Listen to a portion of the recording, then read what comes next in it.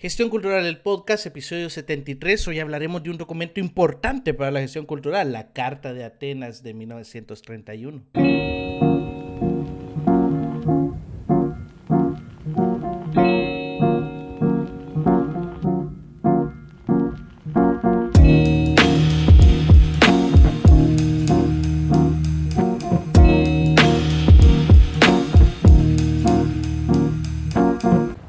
¿Qué tal, colegas de la cultura? Les doy la bienvenida a Gestión Cultural, el podcast, un programa traído a ustedes por Acultura ORG. Mi nombre es Alejandro Carray y hoy, ya 1 de noviembre del año 2024, vamos a explorar un documento fundamental en la historia de la conservación y la restauración del patrimonio cultural. La Carta de Atenas de 1931, un documento ya bastante envejecido, ¿no? Ya casi cumple 100 años, pero muy fundamental porque esta carta se originó en la propia Conferencia Internacional de Atenas, en donde precisamente expertos y personas, arquitectos, ¿no?, de todo el mundo se reunieron para establecer principios de protección y conservación del patrimonio arquitectónico, sentando así las bases de los actuales enfoques en restauración y preservación de monumentos históricos. Así que durante este episodio vamos a revisar los aspectos claves de esta carta, su contexto y sobre todo el impacto que sigue teniendo en la gestión patrimonial cultural de hoy en día. No sin antes recordarles que tenemos todavía abiertas, creo que hoy va a ser el último día en que vamos a tener abierta la encuesta para conocer los diplomados en gestión cultural, así que si no lo has hecho puedes ingresar a cultura.org pleca encuesta o desde nuestras redes sociales a cultura.org para poder participar, ¿no?, y dar tu opinión sobre qué cursos consideras que podríamos o deberíamos brindar para el año 2025. Así que recuerda cultura.org pleca encuesta. Recordá, hoy es el último día, así que si tenías eso pendiente, pues ¿qué te pasa? ¿No? Son 5 preguntas nada más que tienes que responder para poder participar y dar tu opinión. Hoy sí vamos de lleno a conocer este documento que es bastante interesante porque, como les menciono, es bastante antiguo, probablemente sea el primero a nivel internacional que toca directamente el tema de cultura, ¿no? Como un bien que hay que proteger. Y pues habría que hablar primero del contexto, ¿no? ¿Cómo es que se origina esta carta, este documento jurídico, ¿no? Primero, la propia situación del patrimonio en el periodo de entreguerras, ¿no?, de la Primera y la Segunda Guerra Mundial. Tras la propia devastación de la Primera Guerra Mundial, la comunidad internacional comenzó a preocuparse por la preservación del patrimonio, ¿no?, especialmente en Europa, ¿no?, donde fue casi el mayor escenario de esto y donde muchos monumentos y sitios históricos estaban en riesgo de desaparecer, ¿no? Así que estas personas llegaron a la conclusión que no solo había que dejar de matarse, sino que también había que dejar de pensar en la idea de destruir la memoria y la historia de toda la humanidad, ¿no? Entonces se da la importancia de crear, ¿no?, esta conferencia de Atenas. Y en octubre de 1931, la Liga de Naciones, la extinta Liga de Naciones, ¿no?, que después se retomaría esa idea y se crearía la propia Organización de Naciones Unidas, pero en ese entonces la Liga de Naciones organizó la Conferencia Internacional de Atenas, que en donde reunió precisamente a personas expertas en arqueología, arquitectura, conservación, etcétera, ¿no?, con el objetivo de definir un marco jurídico internacional para la protección del patrimonio cultural y arquitectónico. Aquí algunos principios fundamentales que tocaron durante la conferencia, pues estas personas participantes reconocieron que la restauración de monumentos debía realizarse con un extremo cuidado, es decir, no era nada más una casa que había que reconstruir, no era un puente que había que reparar, no, sino que estos monumentos contenían una historia en su construcción y por ende había que hacerse esa reparación con un extremo cuidado y que también bajo ciertos principios que protegieran la autenticidad y el valor histórico propio de los edificios. Es interesante. Fue uno de los primeros esfuerzos globales para la propia conservación del patrimonio y que dio lugar a otras cartas y a otros documentos jurídicos que pues en diferentes países se empezaron a aplicar, ¿no? Entonces creo que es una carta súper cortita y creo que es un documento que pues toda persona que es amante del patrimonio cultural pero que de todas maneras trabaja en la gestión cultural debe de conocer como un acervo histórico, ¿no? de protección del patrimonio cultural, que la vamos a ver en otros episodios de este podcast, que son muy interesantes y que creo que pues no estaría de más poderlas estudiar, ¿no?, en algún episodio. Pero esta carta creo que es el principio de todo, ¿no? Principios claves que podemos encontrar en la Carta de Atenas, ¿no?, sobre la protección del patrimonio cultural. Primero, el enfoque en la autenticidad. Uno de los principios centrales de la Carta es respetar la autenticidad histórica y cultural de cada edificio o monumento. La restauración debería realizarse manteniendo el estilo original y evitando cambios que alteren la esencia del bien cultural. Interesante, ¿no? Porque aquí sabemos que hay una cuestión auténtica que proteger, que no se puede modificar. Por otro lado, la prioridad de conservación sobre la propia reconstrucción, ¿no? O sea, la idea es que hay que priorizar la propia conservación y evitar, siempre que sea posible, la reconstrucción total de un monumento. Recomienda que las intervenciones sean mínimas, preservando la estructura original. ¿Por qué? Porque la idea, bueno, primero la idea no es destruir el monumento, ¿no? La idea no es que hay que reconstruirlo, la idea es que hay que conservarlo. Y estos son dos términos bastante importantes que presentaron una gran diferencia, ¿no? Que presentaron por primera vez más bien una gran diferencia en que es diferente de reconstruir un sitio, ¿no?, a conservarlo, ¿no?, a que estas piezas vayan en el lugar exacto donde iban, en que este tipo de piso tiene que ser exactamente el mismo, ¿no?, este tipo de ladrillo, este tipo de teja, ¿no? No se puede reconstruir el sitio, sino que debe de conservarse justo como estaba originalmente. Por otro lado, la propia protección del entorno del monumento. Además de los edificios individuales, la Carta enfatiza la importancia de conservar el propio entorno que rodea a cada monumento, como por ejemplo los jardines, las plazas, los espacios públicos. ¿Por qué? Porque esto va a permitir una experiencia más auténtica del contexto histórico. Entonces no se vale aquí que pues dejes ese monumento y alrededor, ¿verdad? En ese momento no se construían rascacielos, pues, pero ponele, ¿verdad?, que alrededor se construían rascacielos, no tiene sentido. ¿Por qué? Porque el sitio histórico también te habla sobre el entorno en el cual fue construido. Y por ende, el entorno también debe de ser protegido. Muy interesante. Y por último, también, que aquí podríamos hablar todo el día, ¿verdad?, acerca de la Carta de Atenas, pero también hay que rescatar la educación y la sensibilización.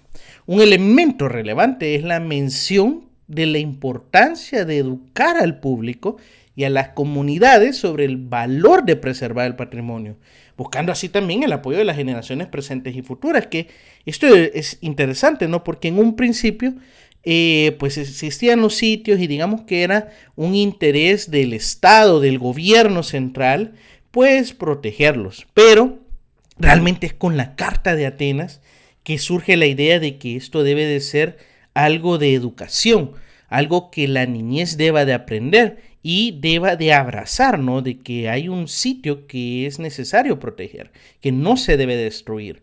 Entonces aquí entra por primera vez la idea de concientizar a las personas sobre la importancia de proteger el patrimonio cultural. Y esto ya pasa a ser un carácter no solo de protección meramente arquitectónico, sino que hasta un interés en los sistemas de educación, ¿no?, en los pensum de educación. Entonces, estos principios nos recuerdan que la gestión del patrimonio va más allá de la propia restauración física, ¿no?, de un edificio, sino que también incluye el respeto por su propio contexto y la educación de la comunidad en su preservación. Entonces, la influencia de la Carta de Atenas permeó en muchísimos documentos posteriores. Algunos documentos inspirados por la Carta de Atenas fue la Carta de Venecia de 1964, la Carta de Burra de 1979, ¿no?, que en donde se desarrollaron con más detalle, ¿no?, la relación entre los sitios patrimoniales y las comunidades, ¿no?, conectar que el hecho de que este sitio pertenece a esta comunidad y la comunidad debería de protegerlo y que, sobre todo, no solo es un interés estatal, sino que es un interés de conciencia, ¿no? También aquí tuvo un impacto la Carta de Atenas en la normativa internacional. La Carta sentó las bases para la creación de organizaciones como el ICOMOS, ¿no?, que es el Consejo Internacional de Monumentos y Sitios, y que también estableció estándares internacionales que incluso hoy guían las prácticas de conservación y restauración en todo el mundo. Esto es bastante importante. La Carta de Atenas estableció cómo se iba a seguir, cuáles son los principios, cuáles son los patrones, cuáles son los valores que se deberían de seguir a la hora de conservar y proteger un patrimonio cultural. Muy interesante, ¿no? Lo que hicieron estas personas y cómo seguimos heredando esta idea.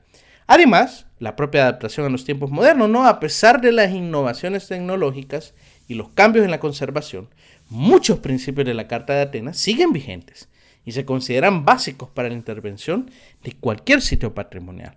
Con el tiempo, algunos principios obviamente van siendo revisados o adaptados, pero lo que es el núcleo, ¿no? La importancia, el centro, el objetivo, el respeto a la autenticidad y la preservación minimalista sigue siendo relevante, ¿no? Entonces, esta carta es muy importante incluso hoy en día, y a pesar de que ya se ha superado jurídicamente hablando, ¿no? En el sentido de que hay convenciones, hay cartas, hay instrumentos jurídicos internacionales que ya pues trabajan con más detalle, más específico sobre esta conservación, y ya a la hora de hablar de patrimonio cultural uno hace referencia a otros documentos jurídicos. Pues obviamente en la actualidad estos siguen siendo desafíos, ¿no? Los que presentaba esta carta. No se ha superado el peligro de la destrucción del patrimonio cultural, mucho menos por guerras, ¿no? Que las cuales lastimosamente pues no solo cobran vidas humanas, sino que también intentan borrar la historia de las poblaciones que son atacadas, ¿no?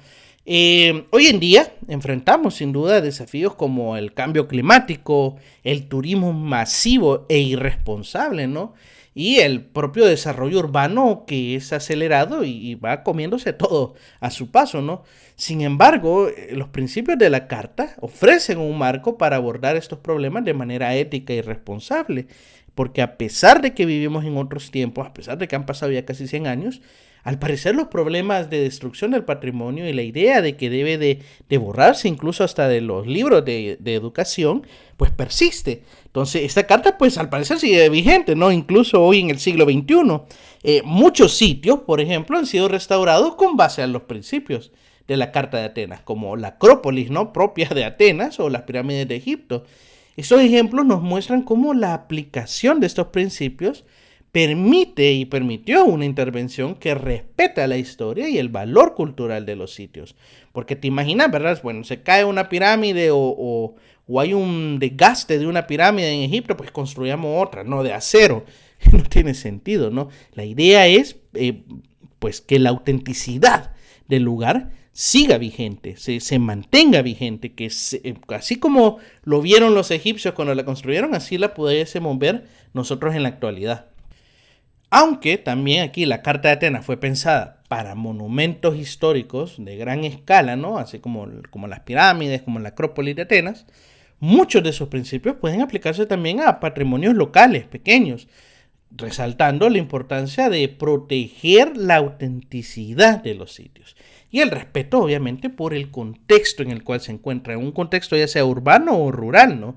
Entonces, eso creo que es el mayor aporte que dio la carta, el proteger, el conservar la autenticidad de los sitios y respetar, además del contexto, concientizar a las personas, ¿no? La conservación del patrimonio no solo preserva la arquitectura y el arte, ¿no? del propio patrimonio en sí, sino que también la identidad y la memoria colectiva de las comunidades. Entonces, la Carta de Atenas nos ofrece herramientas y principios valiosos para cuidar y honrar estos espacios históricos.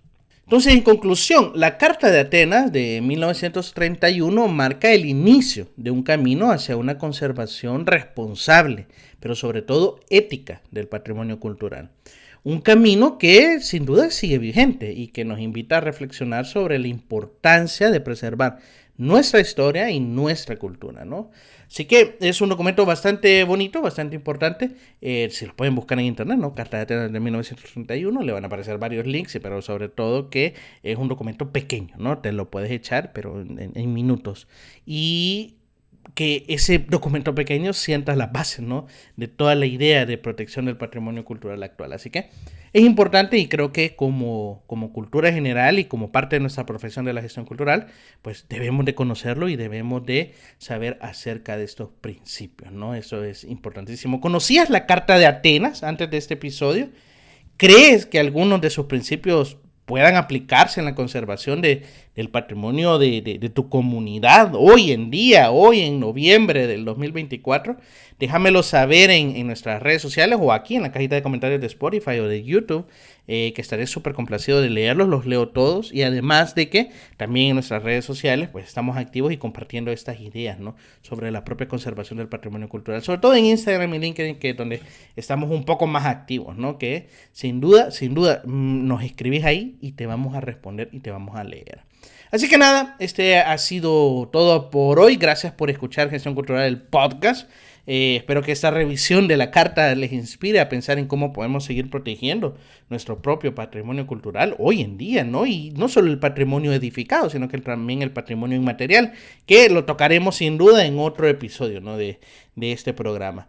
Que obviamente no solo vamos a proteger monumentos históricos, sino que también nuestras propias historias, nuestras propias tradiciones, nuestras propias identidades. Así que nada, espero que disfruten su fin de semana. Por favor, descansen. Feliz Día de Muertos. Por cierto que el Día de Muertos es patrimonio de la humanidad, ¿no?